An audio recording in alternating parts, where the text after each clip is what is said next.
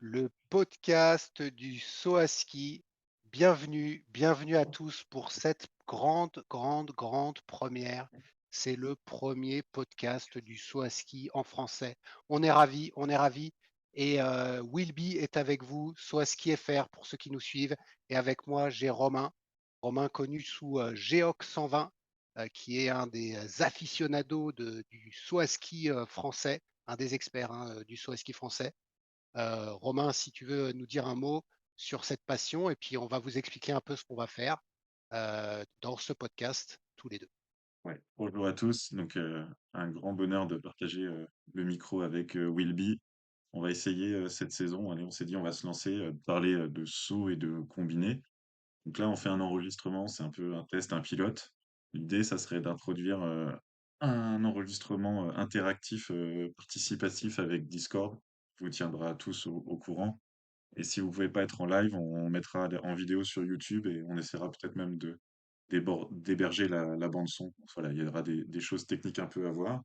Et puis ben, on va surtout essayer de parler de saut à ski avec notre passion, avec nos avis chaque week-end.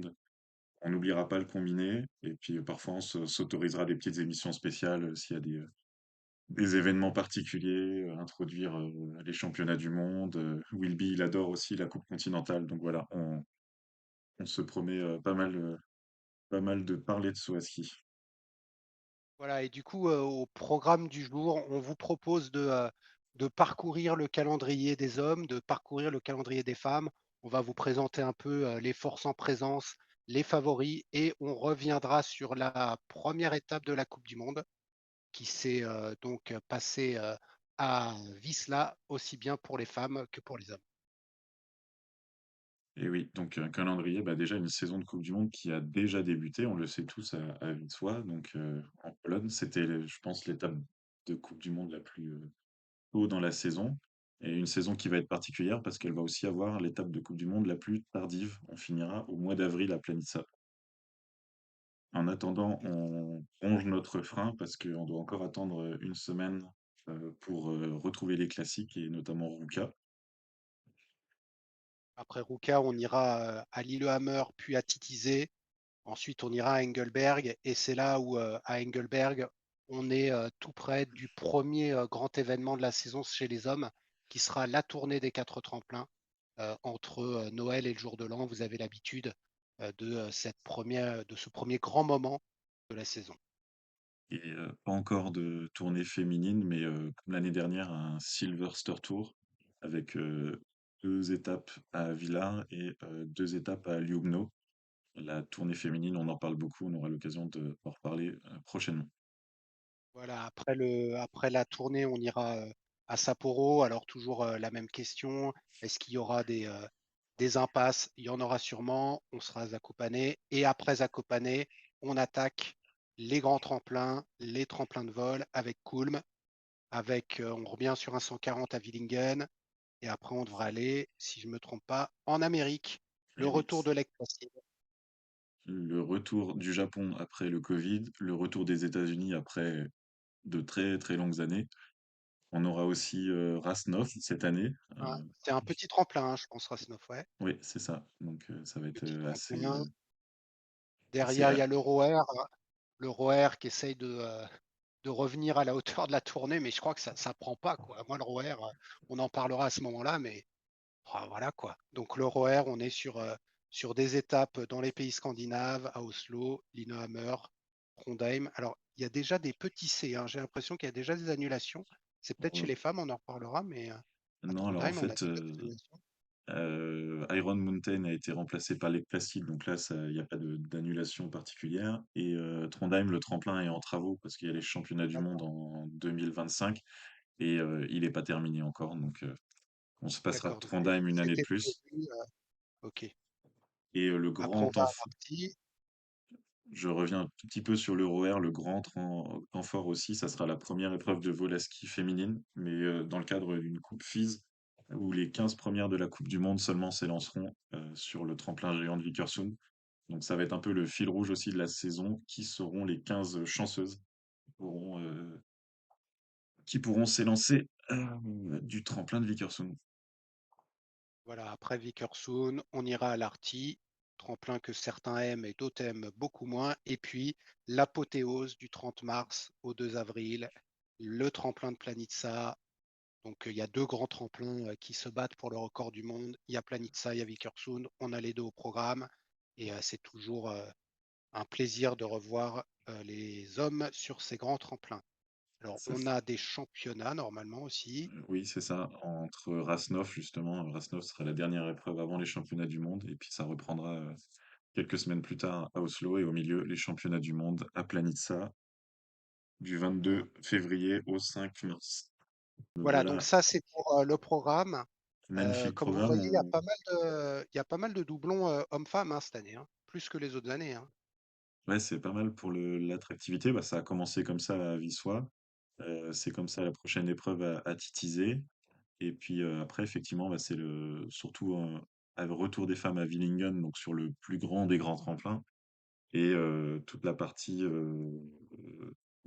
en Norvège, très, très au point sur l'égalité homme-femme. Ils ont des doubles événements et on va pas s'en plaindre. Les finales aussi, pour les femmes, seront à l'Arty. Les hommes, ils auront encore Planitza après, mais un beau programme Là, bien chargé. les femmes à Planitza, je pense qu'on va encore attendre une bonne vingtaine d'années, mais ce sera intéressant de les voir pour la Coupe FIS, là, à Vickersund, voir ce que ça donne. Il manque qui comme tremplin? J'ai pas vu Falun, hein. Falun, Non, pas c'est plus au Falun, programme. Falun, il mais y il a n'y a pas du, des- d'Oberstdorf en vol à ski cette année, c'est cool, le troisième. Donc il y aura quand même 3 tremplins de vol à ski. Euh, on retrouvera chez les femmes Interzarten qui revient après des travaux. Là, il y a eu quand même pas mal de changements. Bah, pas de tremplin russe, évidemment, cette saison, alors que on avait l'habitude d'aller à Nizhny Tagil en début de saison pour les hommes et pour les femmes en fin de saison. Ou Voilà. sinon, on a les classiques, hein, on a Engelberg, on a Titizé, tout ça avant la tournée. Du coup, ça, c'est le programme pour les hommes et les femmes. On va vous montrer les hommes qui sont favoris. Bon, il y a déjà eu une épreuve, mais ça change pas sur les favoris. On est sur plus ou moins les mêmes forces en présence que l'année dernière, avec quelques sauteurs qui se sont illustrés pendant le Grand Prix d'été et et qui seront, eux, favoris pour essayer d'accrocher le podium. Donc, on vous a affiché ici la Ranking List. Donc, c'est la liste qui est utilisée par la FIS pour calculer les quotas par nation. Et on voit qu'au classement de cette WRL, on a le japonais Ryoyu Kobayashi, qui est le tenant en titre de la Coupe du Monde d'hiver et qui sera pour moi encore une fois le favori cette année. Oui, mais on n'oubliera pas les Norvégiens qui ont déjà montré leur force à Visla. Marius Lindvik, euh, vainqueur, je crois, d'une des épreuves de Visla. Bah non, forcément, non, non, c'était Non, c'est Kobayashi. Kobayashi Mais qui a tout gagné. au moins une fois sur le podium. Granerud, pas loin. Très en forme, ouais, Granerud qui est toujours en grosse dérive à droite, mais qui a, je crois, a changé de matériel et qui est passé, il est passé chez les Slovènes, je crois, les skis roses. Du coup, ouais, les deux Norvégiens, Lindvik, Granerud. J'oublie pas Daniel André Tande qui est pas là dans le classement parce qu'il avait été blessé. Il y a toujours Robert Johansson. Moi, les Norvégiens, ça reste une équipe qui est très compacte et qui réalisera des bons résultats. Il y a toujours Johan André Forfang. On est sur les classiques, hein, les Noursk, qui sont pour moi l'équipe vraiment solide et qui sera à suivre cette année. On a Karl Geiger qui a terminé deuxième de la Coupe du Monde l'an dernier, qui est un peu en dessous. Je ne l'avais pas trouvé très bon au Grand Prix d'été. Il n'a pas été magnifique à Visla, donc faut voir. Faut voir Karl. Ouais, la grande Euh, nouvelle de Wisla, justement, c'est un peu le retour des Polonais par rapport à l'année dernière. Bon, David Kovacic qui a écrasé tout le monde le week-end, vainqueur des deux qualifs, vainqueur des deux compétitions, vainqueur des deux manches des deux compétitions. Un grand chelem historique sur un week-end. Donc là, il y avait que lui, donc on a hâte de le voir à Ruka. Mais il n'était pas tout seul, il y avait Piotr Zoua qui était 6e du général, 5 et 8e. Camille Ouais, Storr, il a bien sauté Piotr. ouais, Camille Storr qui semblait en forme. Alors, il a une disqualification, donc ça fausse un peu le classement. Mais voilà, on retrouve des Polonais en forme. On avait donc les Norvégiens, on l'a dit. Les Autrichiens, Kraft, Fettner, Aschenwald, Schöffenig dans le top 10. Earl, 12e. Et Ouais, et puis Earl, il n'a pas été qualifié alors qu'il avait fait une super, il avait fait des très bons entraînements. Il a raté la qualif le premier jour, donc les Autrichiens ont fait une super performance à Wisla.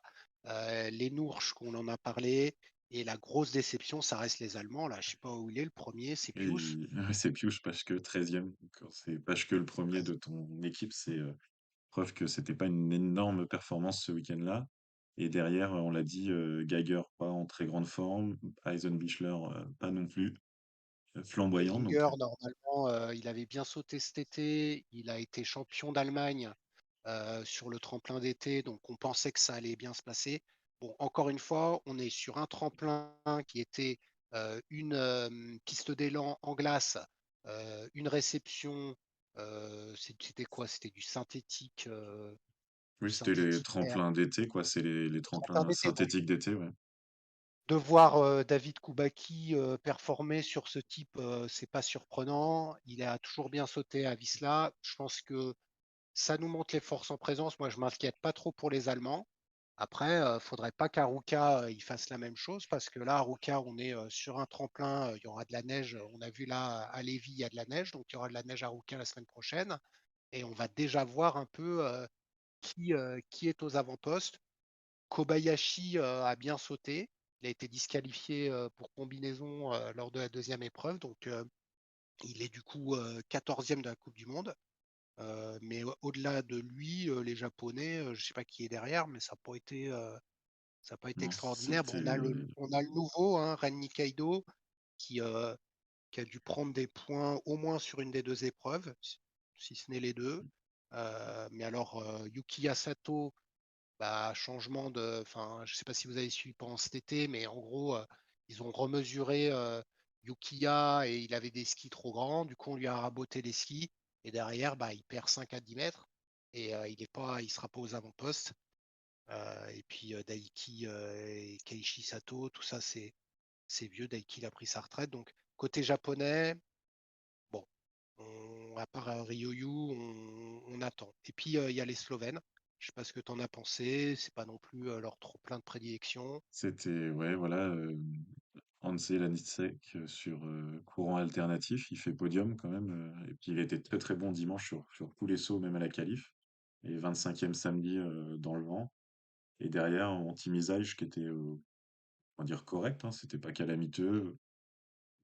Prevetch qui prend une grosse reculée, je crois dimanche. Mais bon, voilà, ils sont aux places on a l'habitude de les voir ces dernières années. On verra si, s'ils arrivent à plus performer. Si le Slovène qui avait été très très bon la fin de saison dernière au Je l'ai Volaski, vu, euh, Lovrokos. non, j'ai un trou de mémoire. Il gagne sa première épreuve à Planissa. Et là, il Ah, était Ziggy Ziggy. Ziga Yelar, merci, oui. Et effectivement, là, on l'a. Bon, il était là, hein, mais il a pas été très bon, donc il a. Il a rien fait. Domaine, il a pris la bosse. Je crois qu'il a fait des points Il a quand même la fait des deuxième points fois. dimanche, ouais. Ouais, il fait des points dimanche. Je pense que les Slovènes, c'est pareil. On va voir Aruka. Pour moi, Lanisek et Zajc sont au-dessus. Peter Prevec, ça reste du top 20, mais je ne le vois pas faire top 10. Mais on sait Lanisek, pour moi, il faut le mettre dans le top 5. Ça va être entre lui, on a Lindvik, on a Granerud. Koubaki, je pense qu'on verra que c'est pas que Visla et qu'il est c'est un des prétendants.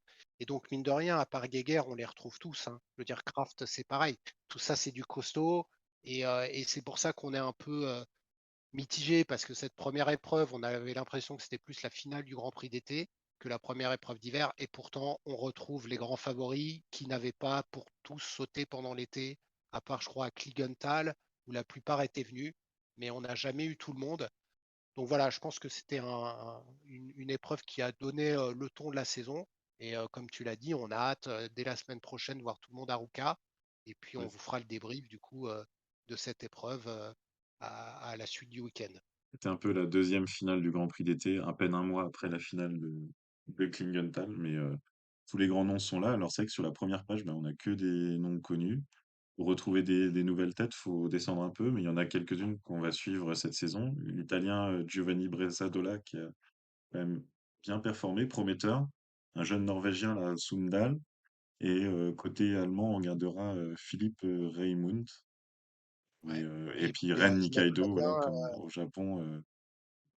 et Pavel Vasek, hein, parce que franchement, le retrouver là 21e, alors on est pareil, on est chez lui, mais moi, Pavel, je le sens bien cette année. Là, je l'ai mis dans ma petite liste.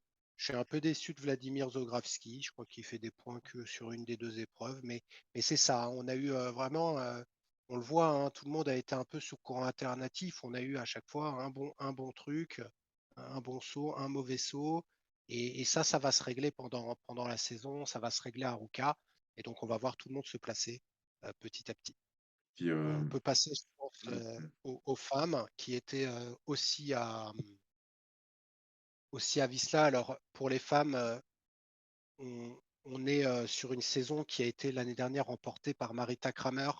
Euh, Moi, je dirais assez largement parce qu'elle a eu pas de bol sur pas mal de disqualifications. Je crois qu'il y a eu un Covid. Enfin, franchement, la fille qui a pas de bol. Il y avait les Slovènes. Et la surprise de Visla, c'est que c'est une Autrichienne qui est en tête de la Coupe du Monde. oui, là, l'année dernière, on finissait avec une saison une fin de saison complètement dingue de Urša Bogatay, qui écrasait, parce il y a gagné et gagné, elle écrasait tout le monde en fin de saison. Krishnar qui était toujours la deuxième et Marita Kramer un tout petit peu derrière, mais voilà, là, les Slovènes, on les a pas trouvés tout en haut à Visla et c'était quand même un peu étonnant, surtout que pour le coup, elles étaient encore très très bonnes au Grand Prix d'été. Donc on va voir si ça se règle. Là, on voit seulement Krishnar 6e, Klinec 9e et Bogata, il faut descendre à la 16e place. Et c'est pas un accident, hein, c'est une 18e place, une 12e place. Vraiment bizarre, mais bon, c'est bien, ça fait du 109 et c'est vrai que c'est une Autrichienne maillot jaune, ça c'est commun, on a l'habitude avec Marita Kramer, mais là c'est Eva Pinkelnick qui a été très bonne ce week-end, qui a écrasé tout le monde dimanche. Le samedi c'était Silje Opseth, la Norvégienne. Je crois que c'était sa première victoire en Coupe du Monde, donc c'était un beau moment. On a aussi quatrième Frida Westman, premier podium pour une Suédoise en Coupe du Monde. Donc là, on a deux filles qui étaient entre la 10e et la 15e qui ont performé sur ce tremplin. Donc de la même façon, il faudra voir les filles. Alors elles vont où après les filles? Parce qu'elles Elles vont vont à pas à Roubaix. Lillehammer Voilà. début décembre. Voilà, quand on va attendre un peu avant de voir les filles à Lillehammer et ça va être intéressant. Bah, je pense que Marita Kramer, mine de rien, quand on voit les résultats, bah, c'est elle qui s'en sort le moins mal, puisque, comme tu l'as dit, hein, les Slovènes sont derrière. Donc, elle a mis Altaos derrière elle, elle a mis Krishnar derrière elle, Takanashi, Klinec, Bogataj. Après, faut voir Westman, Pickelning, même Opset. Faut qu'elle le montre que ça peut être sur un autre tremplin avant qu'on puisse les prendre vraiment sérieusement pour challenger Kramer et les Slovènes pour le titre chez les femmes. Alors, Après, chez les Françaises, c'est mi-figue, mi-raisin. Pour moi, je m'attendais à mieux, hein, de Panier. Elle avait fait un super Grand Prix d'été. hein, elles sont, enfin, voilà quand même le top 15 et un top 10 pour le Delphine Panier, 14 et 16 pour Julia Claire. Ça va plutôt être objectif Vickerson, là, ça va être, elles vont vraiment être dans les places autour de la 10-15e place en espérant que ça monte un peu en niveau. On retrouve effectivement les noms aussi du Grand Prix d'été, là, il y a Abigail Strait, la Canadienne. C'est très intéressant, là, le saut féminin cette année, ça commence avec Autriche, Norvège, Suède, Allemagne, Slovénie, Japon, Finlande, France, Canada dans le top 12. Donc c'est beaucoup de nations différentes, beaucoup de sauteuses différentes. Donc on va se régaler cette saison. Et puis, Donc voilà pour le saut féminin. Le combiné nordique, alors je ne sais pas si tu arrives à nous sortir le calendrier, mais on ouais, devrait démarrer à Aruka, hein. Normalement, on est en même temps que le saut spécial pour le combiné nordique. Voilà, donc le combiné nordique, on est à Aruka. Derrière, on part à Lillehammer, à Ramsau. Donc les femmes démarrent à Lillehammer. Du coup, à Lillehammer, vous aurez les femmes de saut spécial et le double combiné nordique. Bransao, Hautepé, Kliggenthal, le retour de Chauveneuve après au moins 3 ans d'absence, hein, je dirais, hein. Il y a eu 3, ouais, 20, Oui, 21, il 20. y a pas eu l'année des jeux, on va dire des jeux de la jeunesse. C'était 2020 ou 2019. Et ensuite, il y a eu le Covid. Voilà, donc la Chauveneuve, par contre, je crois que la dernière fois, on avait eu un triple. Et là, le triple, il repart à Seefeld, normalement. Après, Oberstdorf, Schonard, qui a été mis plus tôt dans la saison. Donc, Enfin, normalement, il va y avoir Chenard, la neige. ils arrêtent de mettre Voilà. Chenard fin mars quand il n'y a plus de neige à 1000 mètres en forêt noire. Donc ça, c'est bien pour le spectacle et pour le combiné parce que le programme, il est quand même toujours beaucoup moins rempli que le saut à ski. Donc il suffit qu'il y ait une annulation ou deux avec du vent et pas de neige et le programme il devient assez famélique. Il y a que 3 dates Voilà. avant Noël. Ouais. Euh, voilà, c'est pas très très fourni, hein, donc faut pas se rater. Le plus d'épreuves féminines cette année, il y a 6 week-ends, il y a un week-end de plus que l'année dernière. Bon, ça monte doucement, aussi en puissance. Donc, allez, intéressant. On a hâte de voir. Bon, le Voilà. Et puis vainqueur. pour les forces en présence, je pense que il y a un grand favori, c'est Jarl Magnus River, qui sera pour moi encore une fois probablement intouchable. L'année dernière, on avait les Allemands qui avaient raflé quelques podiums avec Vincenz Geiger, avec Frenzel, avec Rudzeck. Bon, c'est toujours les mêmes, hein. On avait Ilka Erola, pareil, hein, Ilka Erola, s'il saute pas bien, bah derrière, il part à la 25e place et s'il y a 10 bornes, c'est pas évident de choper. Il y a Et Lamparter puis, en Autriche qui annonce ouais, qu'il vise le globe, donc ça va être intéressant. moi, je crois toujours en Espen Bjørnstad. Et puis, il y avait les deux frères, là, les Oftebro. Oftebro, ouais. Bon, voilà, on va se retrouver. Par contre, côté français, ça devrait être Lolo le meilleur. Laurent Miltaler, encore une fois. Ouais, voilà. Antoine Bon, on va viser Girard, ouais. 15-20e place, quoi. Ouais. Donc, on suivra le combiné nordique aussi. Et tout ça, bah, ça, ce sera à travers ce podcast. Donc, on espère vous retrouver toutes les semaines.